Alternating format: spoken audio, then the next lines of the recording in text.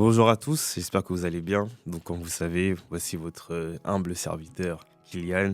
Aujourd'hui, on se retrouve pour une nouvelle vidéo pour la chaîne Un Cœur Vrai. Comme vous pouvez le voir, je le pense sur les images, je suis avec deux invités qui sont spéciaux, chers à mon cœur. Donc, responsable de la chorale de l'église Nouveau Souffle, Christian Lucassi. Comment tu vas? Je vais très bien par la grâce de Dieu et toi? Moi, ça va par la grâce de Dieu. Et je suis avec le pasteur du coup de l'église Nouveau Souffle, prophète de ministère, chantre, etc. Je pense que vous le connaissez bien. Le prophète Jonathan Christopher Gambella, comment tu vas? Ça va et toi? Il y a des gens qui me connaissent pas, donc salut à vous qui me connaissez pas. Amen. Donc, comme vous le savez, aujourd'hui, nous nous retrouvons pour une nouvelle vidéo, pour un nouveau sujet. Et le sujet de cette vidéo, on va tout simplement parler de l'adoration. Donc, nous allons parler de toutes ces choses qui touchent par rapport à l'adoration, remettre les choses au clair par rapport à ce thème-là, car je pense qu'avec tout ce qui peut se dire aujourd'hui, on peut avoir tout simplement beaucoup de on-dit, beaucoup de choses qui sont peut-être pas forcément rattachées à cela ou qui sont véritablement attachées à cela, mais qu'on ne connaît pas forcément. Donc, avec les deux invités du jour, je pense qu'on va pouvoir bien creuser ce thème et on va pouvoir parler de cela avec tout simplement inspiration du Seigneur et expertise dans ce domaine. Donc, est-ce que vous êtes prêts? Expertise, en tout cas, on est optimiste. Et on va essayer, en tout cas, avec l'aide du Saint-Esprit. Amen. Donc, première question que j'ai pour vous, mes deux invités. Alors, qu'est-ce que l'adoration? Pour qui veut commencer? C'est toi qui décides. Moi, j'aime bien quand le pasteur il développe après, donc je vais commencer. Ok, vas-y. Pas de souci. Alors, l'adoration, on peut comprendre que l'adoration, certains pourront croire que l'adoration, c'est de la musique.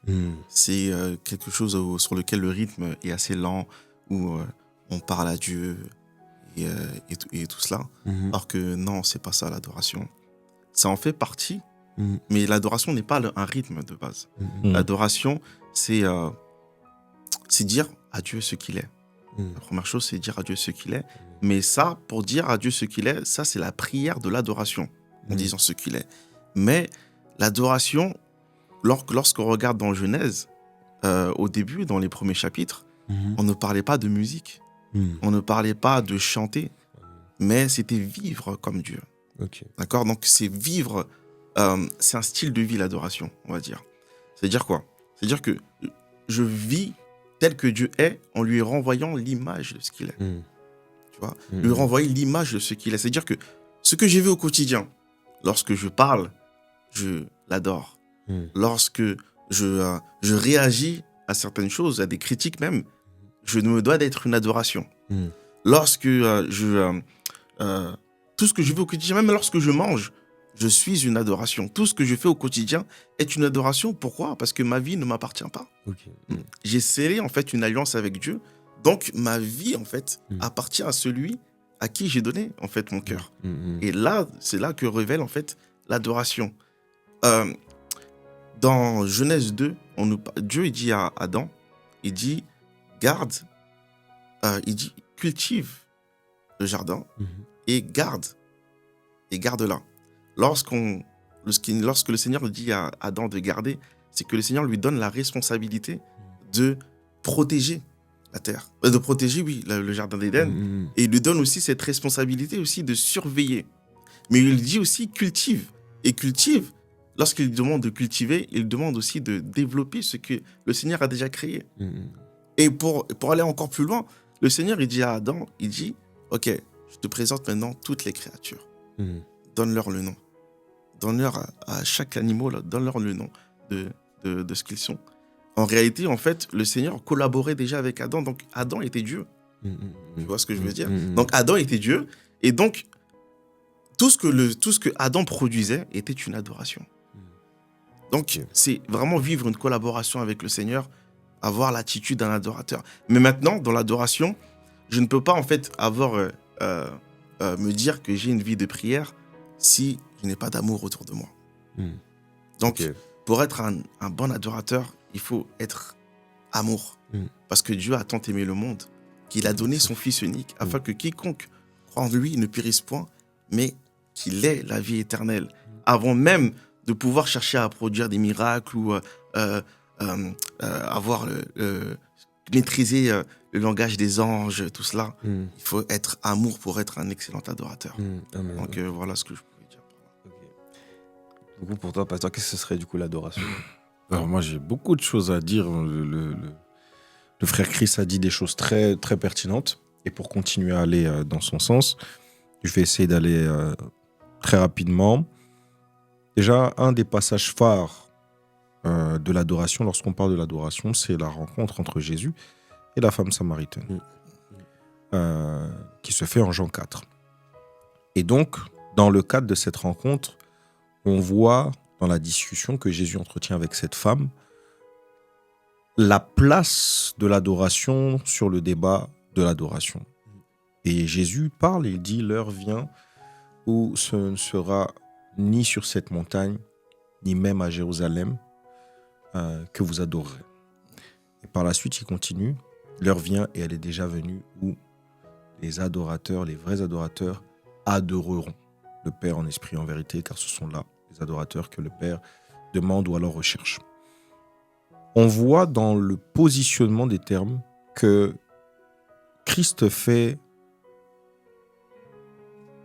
une fixette d'abord sur les personnes avant de faire une fixette sur l'activité produite par ces personnes. Donc on parle d'abord d'une personne avant de parler d'une identité ou d'une activité plus exactement. Donc les vrais adorateurs adoreront. Donc quand on parle d'adoration, on parle d'abord de personne, de vie, d'identité, pas d'activité. Il l'a bien dit, ce n'est pas la musique douce, ce n'est pas toutes ces choses, c'est d'abord une vie. D'ailleurs, moi, je suis un grand chasseur des premières mentions, loi théologique, qui nous emmène à la première mention biblique d'un texte et qui nous emmène du coup à comprendre le véritable contexte de cette notion. Et la première mention de l'adoration, sacrifice d'Isaac. On connaît tous cette histoire. Et quand ils étaient en train d'aller justement adorer, parce que c'est ce que Abraham va dire à son père, à son fils qui est en train de sentir le roussi. Il dit, vieux, là, il y a le bois, tout le feu, tout ça, mais c'est comment? Où est l'agneau? Et donc, quelques temps après que Abraham ait répondu à son fils, il dit à ses serviteurs, restez là, moi et le petit, nous allons aller adorer. Pourtant, il était question de don, d'une vie humaine qui devait être sacrifiée. Donc, si on doit définir de manière claire l'adoration, comme le frère Christ l'a dit ici très justement, c'est ce qu'on est. Et j'ai aimé, qu'est-ce qu'il a dit, c'est être comme Dieu et lui renvoyer au quotidien ce qu'il est, en étant ce qu'il est. C'est ça, en fait, l'adoration. Amen. Amen. Donc, comme on peut du coup l'avoir entendu par rapport à nos deux invités, l'adoration, avant tout, c'est une question de personne, une question qui nous permet d'être en phase avec la personne de Dieu. Et du coup, pour peut-être moi-même mettre un peu mon grain de sel dans tout ce qui a pu être dit, du coup, dans le passage, du coup, c'est dans Jean 4 où Jésus, on parle avec la femme samaritaine, etc. On nous dit que, en parlant du coup avec cette femme-là, il va simplement lui dire que vous adorez ce que vous ne connaissez pas. Du coup, quand j'ai lu ce verset, premièrement, je me suis dit, donc dans l'adoration, il y a une certaine connaissance à avoir. On ne peut pas parler de véritable adoration sans connaissance de ce qu'on adore. Car il est possible d'adorer beaucoup de choses, mais la véritable adoration est permise par aussi une certaine connaissance de ce qu'on adore. Parce que du coup, c'est renvoyer à l'image de Dieu, c'est dire ce que Dieu est, comme tu as si bien dit, Respo, c'est dire ce que Dieu est, et du coup, simplement être avec le Seigneur, adorer le Seigneur, c'est simplement, comme du coup tu l'as dit ensuite, refléter ce qu'il est en vivant, ce qu'il est en fait. Ça, c'est lui qui l'a dit, j'ai repris ce ce sera des ping-pong comme ça dans toute la vidéo. Plagié. Ça sera des ping-pong comme ça dans toute la vidéo, mais en tout cas, c'est vraiment ça. Du coup, je rends grâce à Dieu pour cette définition qui a été rétablie, je pense, car beaucoup de gens, encore une fois, ont pu penser que l'adoration, c'est seulement le chant, c'est seulement dans toutes ces choses. Ça peut rentrer dans le cadre, bien évidemment, mais ce n'est pas ça, premièrement. Donc, deuxième question pour vous. Comment est-ce qu'on adore, du coup? Comment est-ce qu'on peut véritablement... Bon, on a un peu quand même répondu, mais pour aller peut-être en plus en profondeur, pour ceux qui nous écoutent, comment une personne qui se dit, bon, ok, j'ai compris que l'adoration, c'était pas seulement chanter, c'était vraiment un don de vie, mais comment puis-je véritablement donner ma vie à Dieu? Parce qu'il y a des gens, je peux même parler avec certaines personnes, ils se disent que pas forcément que, ok, je veux vivre pour Dieu, mais qu'est-ce que c'est véritablement vivre pour Dieu? Il y a beaucoup d'appréhension par rapport à ça, etc. Donc, du coup, comment comment on fait pour adorer? Alors déjà, pour adorer, je vais vous donner un exemple simple. Moi, je suis marié, comme le pasteur est marié. Et dans le mariage, en réalité, tu ne peux pas en fait supposer être marié si tu ne connais pas la personne avec qui tu es marié. Donc, ça veut dire que tu dois quand même développer une relation avec la personne que tu aimes. Pourquoi ? Parce que non seulement c'est la seule femme que tu auras toute ta vie, ça c'est sûr. Mais la deuxième chose, c'est qu'il faut savoir à la suite, petit à petit, tu vas savoir ce qu'elle aime. Tu vas savoir ce qu'elle a en horreur. Et tu vas toujours faire en sorte de la respecter. Et pour la respecter, tu vas vouloir en fait toujours lui faire du bien. Tu vois. Et avec Dieu, c'est exactement ça. Je ne peux pas me dire avoir accepté Christ et ne pas avoir de relation avec lui. Je ne peux pas en fait me dire accepter de vivre une adoration et seulement en fait lui dire que je l'aime le dimanche. Ok. Tu vois. Donc pour ça en fait, c'est comme je l'ai dit tout à l'heure, c'est l'adoration, c'est renvoyer l'image. C'est-à-dire, c'est vivre Dieu, mais c'est surtout renvoyer l'image de ce qu'il est. Et pour renvoyer l'image de ce qu'il est, il faut que je le connaisse. Mais la parole de Dieu, en réalité, la Bible, c'est pas seulement de la lecture. La Bible est divine.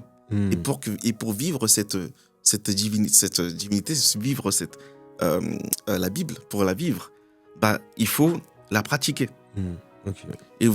Et petit à petit, de Genèse à Apocalypse, on voit petit à petit ce que Dieu aime. Parce que les 10 commandements n'ont pas commencé à la Genèse. Mais petit à petit, on a vu ce que Dieu aime. On a vu la différence entre Abel et Caïn. Dieu a agréé l'offrande d'Abel, mais il n'a pas agréé l'offrande de Caïn. Pourquoi ? Parce qu'il y en a un, le cœur y était, et l'autre, le cœur n'y était pas. Ok. Mais il n'y a pas que ça. C'est que Abel était un berger. Abel était un berger et l'offrande qu'il a donnée au Seigneur, c'était un sacrifice. Tandis que l'offrande que Caïn a donnée, c'était quoi ? C'était des fruits qui sortaient de la terre alors que la terre était maudite. Tu vois ? Donc, en réalité, petit à petit, on comprend en fait ce que Dieu a aimé, ce que Dieu a eu en horreur. Et Jésus-Christ a été l'accomplissement de ce que l'homme devait être sur terre. Tu vois ? Et en étant l'accomplissement, Jésus, en fait, la première chose, c'est qu'il a été amour. Mais non seulement il a été amour, mais sa relation était sans cesse de vivre avec le Seigneur. Sa relation était sans cesse de parler avec Dieu et de faire en fonction de ce que le Seigneur attendait de lui. Ma vie doit dépendre de ce que Dieu va me demander de faire. Mais c'est pas lui qui doit me suivre, c'est moi qui dois le suivre. Ce qui va me demander, faire sa volonté. Voilà. Donc, pour être un peu bref, c'est le connaître. C'est le connaître et vivre en fonction de ce qu'il nous recommande de faire, qui est d'aller faire des nations des disciples. Amen. C'est bon. Très pertinent dans ses propos. Et je vais aller dans le sens de continuer ce qu'il a dit et de le compléter avec ma petite pièce. L'appel à la connaissance produit une conséquence. Et cette conséquence-là, c'est exactement ce qu'il faut pour pouvoir vivre une vie d'adoration, parce qu'il en a parlé très justement. On ne peut pas parler d'adoration sans sacrifice. Et s'il y a sacrifice, c'est qu'il y a mort. Et la connaissance produit la mort. Parce que la connaissance, c'est le yada. Le yada, c'est connaître dans le sens d'entrer en intimité profonde avec une personne. En fait, c'est fusionner. Tu es à ce moment-là où tu entres en intimité avec cette personne. Vos semences, en fait, si tu veux, s'interconnectent. Tu deviens cette personne et cette personne devient ce que tu es.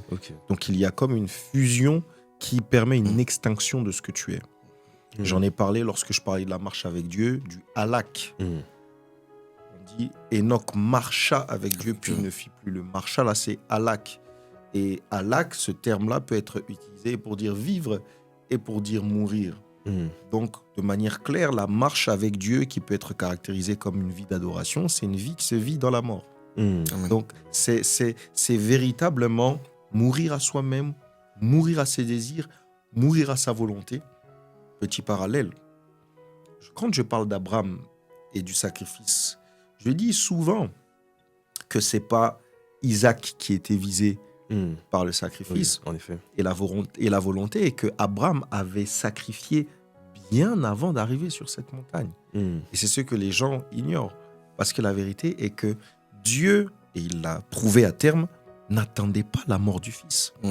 Dieu attendait la mort de la volonté du Père. Waouh. Oh, ok. Donc, à partir du moment où tu obéis, tu adores. Mm. Et pour obéir, en fait, il faut tuer ta volonté. Parce que la vérité est que, déjà, premièrement, de manière claire, la vie est attachée à la volonté. Si tu tues une volonté d'une personne, tu tues sa personne.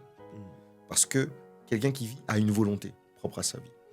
Et de manière claire, la question que je pourrais être en mesure de poser à quelqu'un, c'est est-ce que c'est facile de faire quelque chose que quelqu'un me demande si ce que je veux est contraire à ce qu'elle me demande? Non. C'est difficile, c'est un sacrifice. Mm. Voilà. Et pourtant, la Bible dit l'obéissance vaut mieux que Que les le sacrifices. sacrifice. Et quand on dit ça, il y a des personnes qui pensent que l'obéissance n'est pas un sacrifice. Fils. Voilà. Quand on parle de ça, on n'est pas en train de banaliser, entre guillemets, l'obéissance. On est juste en train de hiérarchiser Ok. les sacrifices. Mm. L'obéissance est le plus grand des sacrifices parce que quand tu obéis, en fait, tu meurs. Mm. Quand tu obéis, tu fais de la volonté d'un autre la tienne. Ok. Et c'est à ce moment-là, en fait, que tu es en train d'adorer. Parce que tu t'es effacé, tu es totalement mort. Et il y a beaucoup de personnes qui ne voient pas la main de Dieu dans leur vie et qui n'ont pas de clarté parce qu'ils sont en vie. Ils veulent vivre vivant. C'est pas possible. Ok. Pourtant, la Bible dit clair. C'est avant qu'il y ait ce prophète qui prophétise, parole de celui qui se prosterne et dont les yeux s'ouvrent. Or, se prosterner là, c'est proskuneo. Proskuneo, c'est l'adoration.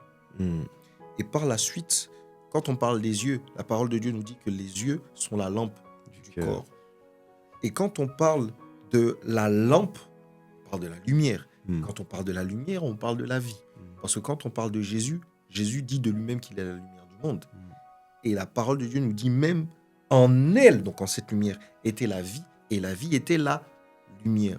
Donc si les yeux sont la lumière du corps, si ces yeux-là sont la lumière du corps, si la lumière est la vie, eh bien, quand tu meurs, tu vis. Ok. Parce qu'en fait, il faut mourir pour que tes yeux s'ouvrent. Et si tes yeux sont ouverts, alors tu es vivant. Donc, la véritable vie ne peut passer que par la mort. La véritable clarté ne peut passer que par la mort. Il faut d'abord que tu vives le proskuneo. Amen. D'abord que tu adores. Et puis après, Dieu mettra la clarté sur ton chemin. En bref, pour pouvoir vraiment adorer, il faut mourir. Faut mourir. Ouais, c'est très très fort en tout cas les deux interventions qu'on a eues parce que je pense pour toute la vie de toute personne chrétienne, c'est à quoi on est confronté à un moment donné lorsqu'on cherche vraiment à plaire à Dieu. Parce que comme tu as pu si bien le dire, pasteur, lorsqu'on cherche à adorer Dieu, c'est véritablement un don de vie. C'est véritablement faire en sorte que là où je faisais des choses hier que j'aimais et qui ne sont pas forcément en rapport avec la parole de Dieu, il me faut de les mettre de côté, il me faut de mourir à ces plaisirs et à ses désirs afin de tout simplement accepter la vie de Christ. Car même, on va dire dans la parole de Dieu que ce n'est plus moi qui vis, c'est Christ qui vit en moi. Donc comme tu l'as dit, pour adorer, il faut mourir pour vivre. Donc, c'est vraiment quelque chose d'incroyable. Et lorsqu'on remarque toutes ces choses, on se dit que vraiment notre Dieu est formidable. Quand on lit la Bible, franchement, on étudie, on se dit non, Seigneur, c'est lui qui a inventé la philosophie, les mathématiques. Il est trop fort. il est fort. Non, vraiment, Dieu il est chaud. il est vraiment fort. Mais en tout cas, que son nom soit loué. Amen. Et on va passer à la troisième question, l'avant-dernière du coup. C'est une question qui peut paraître bête, je sais pas, mais qui, peut-être je sens que certaines personnes peuvent se la poser. Pourquoi adorer Dieu? Pourquoi c'est si nécessaire de justement donner notre vie à Dieu, de vraiment faire en sorte de mettre tout ce qu'on veut, tout ce qu'on voulait de base pour nos vies, le mettre de côté et lui donner? Parce qu'en vrai, on peut se dire que c'est ma vie. Qui t'a dit ça? C'est Déjà, pour commencer. Ouais, c'est vrai. Mais voilà, il peut se dire c'est ma vie, voilà, j'ai mes inspirations, j'ai mes dons, j'ai ce que je veux faire plus tard. Donc pourquoi donner cette vie à quelqu'un d'autre, qui puisait une personne que je ne vois pas forcément? Donc pourquoi adorer? Pourquoi adorer Dieu? Déjà, la première chose, c'est pourquoi l'adoration? Donc pourquoi adorer Dieu? Je sais pas par où commencer, mais ce que je voulais dire par là, c'est que le Seigneur a créé l'adoration pour lui. Il a créé l'adoration parce que Il en a eu besoin. Parce c'est pour ça qu'il a dit que créons l'homme à notre image. Et lorsque, comme je l'ai dit, Adam a été créé, il a été agréable à Dieu. Donc, il a été automatiquement une adoration. Et adorer Dieu, on l'adore parce que Dieu, en fait, non seulement il l'agrée, ça lui fait du bien, mais la deuxième chose, c'est quoi? C'est que c'est pour notre bien aussi. Pourquoi? Parce que dans la vie, on adore toujours quelque chose. Soit on adore Dieu, soit on adore dans le monde. Ça, faut préciser ça. Faut redire. On adore toujours quelque chose. Ça veut dire qu'il y a des gens, ils adorent l'argent. Ils se réveillent, ils font attention à leurs finances. Mais ils ne sont pas en paix en réalité. Il y a des gens, ils adorent leur femme plus que Dieu. Et ça aussi, c'est un piège. Il y a des gens, ils adorent plus. Mais en réalité, la seule personne qui ne peut jamais nous décevoir, c'est Dieu en réalité. Sans parler même de ceux qui s'adorent eux-mêmes. Ceux qui s'adorent eux-mêmes. Ceux qui s'adorent eux-mêmes aussi. Non seulement. Et il y a une parole qui dit dans Jacques 4,10, il me semble, c'est que plus nous nous humilions avec le Seigneur, plus nous vivons dans l'humilité avec le Seigneur, plus le Seigneur nous élève. En réalité, on l'adore pour notre bien aussi. Pourquoi? Parce que le Seigneur, lorsque nous l'adorons, il nous montre les choses que l'œil ne peut pas voir. Et ça veut dire que nous bénéficions, en réalité, des trésors cachés que le Seigneur a prévus pour nous. En fait, l'adoration, c'est prévu. L'adoration est faite pour lui, mais nous aussi, en fait, comme nous sommes des dieux, nous avons accepté Christ et nous sommes co-héritiers, nous bénéficions de ce que le Seigneur a aussi. Donc, l'adoration, pourquoi on l'adore? C'est pour nous, c'est pour notre... on accepte de mourir, mais en réalité, la réelle paix, c'est de vivre vraiment dans l'adoration. Donc voilà. Amen. Pour toi, pasteur, pourquoi adorer? Pourquoi adorer? Déjà parce que Dieu le demande. Déjà pour commencer, de façon claire. Et si je veux pas être simplement bref comme ça, j'irai dans le sens de présenter les 3 types de personnes. J'en ai parlé aussi à l'église. Les 3 types de personnes que Dieu recherche. Dieu cherche des moissonneurs. La moisson est grande, mais il y a peu d'ouvriers. Priez que le maître de la moisson envoie. Donc Dieu cherche des moissonneurs. Ensuite, Dieu cherche des intercesseurs. Je cherche quelqu'un qui soutienne à la brèche afin que je ne me détruise pas la vie, etc. Troisième, Dieu cherche des adorateurs. L'heure vient, déjà venu, les vrais adorateurs adorent en esprit et en vérité, car ce sont là les adorateurs que le Père demande, ou dans d'autres versions, c'est cherche. Bon, si on va en profondeur, on n'aura pas le temps d'y aller, on voit que même les 2 autres catégories se retrouvent dans l'adoration. Parce qu'en fait, un adorateur est forcément un moissonneur et un intercesseur, forcément. Donc, la première raison pour laquelle on adore, c'est parce que Dieu le demande, Dieu cherche des adorateurs. Mais aussi, c'est parce qu'en fait, en adorant, on est en train de répondre au but de notre existence. Notre adoration est la réponse au but de notre existence. Parce qu'en dehors du but de cette existence, il y aura forcément l'abus de cette existence. Parce qu'en fait, quelqu'un le disait avec beaucoup de justesse, quand on ignore le but d'une chose, alors l'abus est inévitable. C'est la raison pour laquelle beaucoup abusent de leur vie, beaucoup abusent de leur jour, parce qu'ils ne connaissent pas le but réel de ce pourquoi. Je vis pour l'adorer. Je vis pour être un autel d'adoration. Et si j'en ai conscience, alors mon adoration est la réponse de ce but-là. Alors, je vais pleinement dans le sens de faire la volonté du Seigneur attachée à mon existence. Et soit dit en passant, le péché est lié à une question de but. Parce que péché, c'est manquer le but. Donc, si tu n'adores pas, tu manques le but. Si tu manques le but, tu pêches. Si tu pêches... Le salaire du péché, c'est l'amour. C'est ça, amen. Franchement, c'est encore une fois, c'est fort ce qu'on a entendu. Et pour un peu harmoniser tout ça, c'était vraiment pour dire aussi que du coup, l'adoration, c'est vraiment le but d'une vie, en fait. C'est vraiment le fait de savoir qu'on a été créé pour ça. Si quelqu'un aujourd'hui se demandait, mais pourquoi l'être humain? Pourquoi toutes ces choses? Pourquoi je vis, je respire? Pourquoi? Parce que moi, c'est à un moment donné dans ma vie, c'est ce que je me suis dit aussi. C'est que je me suis dit, j'étais très jeune, j'étais au collège, je me disais, mais la vie, ça va vraiment être se résumer au travail, aller à l'école, par la grâce de Dieu, avoir une femme, des enfants, et c'est tout. Genre, c'est vraiment ça la vie. Même étant petit, je me disais que c'est pas possible. Je suis né pour beaucoup plus. Et justement, je suis né pour l'adorer. Je suis né parce que c'est le but justement de ma vie. C'est ce qui fait en sorte que je serai simplement bon aux yeux de Dieu. Pourquoi je suis là tout simplement, c'est adorer Dieu, c'est faire de sa volonté ma volonté. Et c'est pour ça que tout être humain est sur terre. C'est pour un but, son but, et c'est nous offrir en sacrifice pour lui. Et dernière question. Déjà Ouais. Dernière question, oui, parce que je me disais peut-être qu'on va déborder, pas déborder, mais dernière question, c'est un peu du coup les choses que vous maîtrisez en tant qu'artiste, chanteur, etc. Parce que justement, on parlait du fait que l'adoration, c'est pas du coup une chanson, c'est pas le fait de chanter doucement à l'église, etc. C'est pas que les dimanches. J'ai beaucoup aimé cette phrase quand tu l'as dit, Respo, responsable. Et du coup, je voulais savoir pourquoi ou comment faire le lien entre le chant et l'adoration. Pourquoi il y a eu ce lien à un moment donné dans la tête des chrétiens, de notre génération, même avant, du chant et de l'adoration, justement. Qu'est-ce qui fait que on est arrivé à cette finalité-là, en fait? Et en vrai, est-ce qu'il n'y a pas quelque chose à creuser par rapport à cela? Est-ce que le chant se retrouve dans l'adoration se retrouve dans le chant? Pourquoi le chant et l'adoration? Pourquoi il y a eu entre guillemets, cette fusion, ce mélange dans nos églises aujourd'hui, dans nos pensées à tous? En fait,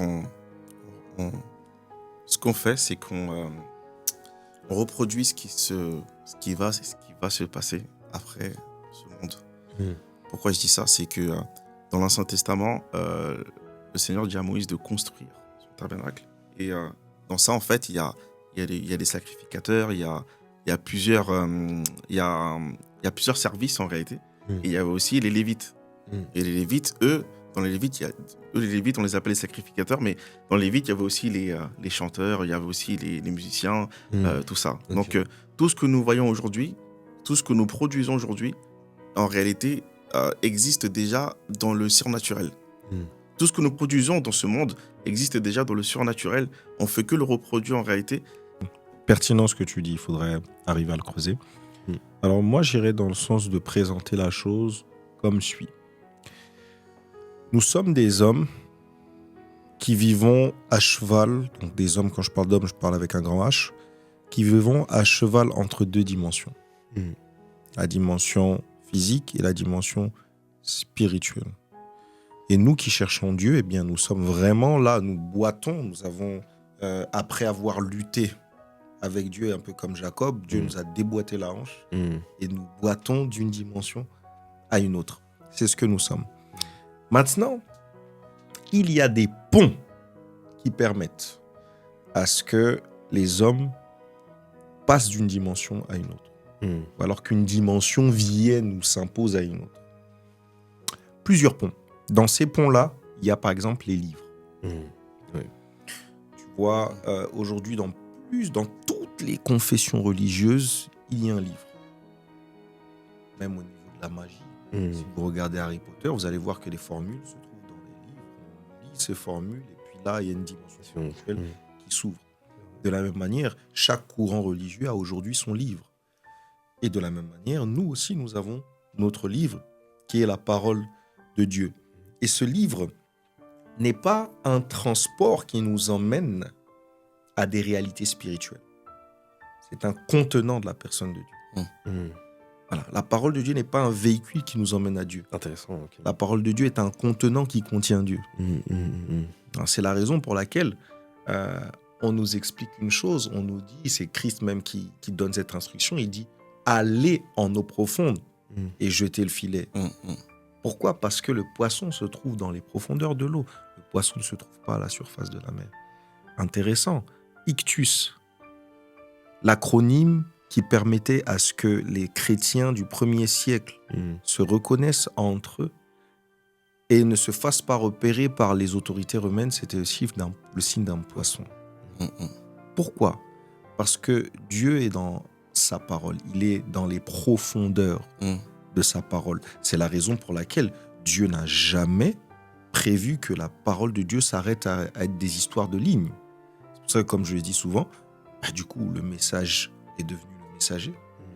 Pour que, quand on rencontre la personne, eh bien, on rencontre son message, mais aussi nous, du moins, dans le sens inverse, lorsqu'on lit les lignes, on ne lit pas simplement les lignes, mais on découvre la vie derrière les lignes. Donc, les livres sont un pont qui nous permettent de pouvoir passer d'une dimension à une autre. Mais il n'y a pas que les livres, il y a aussi la musique. La musique, du coup. Okay. quand on parle de la musique, on voit de manière claire aujourd'hui, même la plupart des confessions religieuses ont un moment un rapport avec la musique, justement pour activer les choses. Par exemple, nos cousins, les musulmans, font l'appel à la prière en chantant. Voilà, C'est vrai, c'est vrai. des choses comme ça. Et puis de l'autre côté, tu peux rire si tu veux. Depuis, se retient, tu vas être. Et puis de l'autre côté, les chamans, par exemple, ils font des délivrances. Il y a recours à la musique. Quand on prend les gens qui font du vaudou, pareil, même chose. On tape des tam-tams, etc. Pareil, nous, quand on est en train d'adorer, on chante et puis la gloire de Dieu descend. Pourquoi ? Parce que la musique est de nature et d'essence spirituelle. La musique a commencé de façon intrinsèque dans la sphère spirituelle pour un but précis, pour l'adoration et la louange à Dieu. Mais ça, c'est encore un autre détail, on ne va pas y parler. La musique a commencé dans la sphère spirituelle et elle aura pour terminaison également dans la sphère spirituelle. Et donc, la musique est de nature et d'essence spirituelle. Et donc, étant spirituel, parce que Dieu est esprit, forcément, si nous faisons recours à l'adoration chantée, eh bien, à ce moment-là, c'est un moyen pour Dieu de descendre et de s'établir au milieu de nous. C'est ainsi que la parole de Dieu va dire que Dieu siège au milieu des louanges d'Israël.